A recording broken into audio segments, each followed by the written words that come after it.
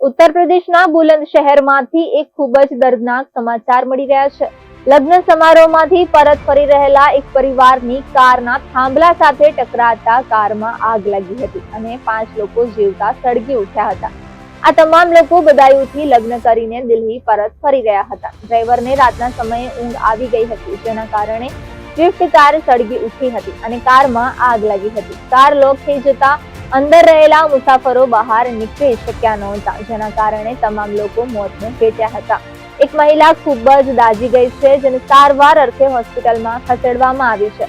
અકસ્માત એટલો ભયાનક હતો કે પરિવારના કોઈ પણ સભ્યને કારમાંથી બહાર નીકળવાનો મોકો પણ મળ્યો નહીં।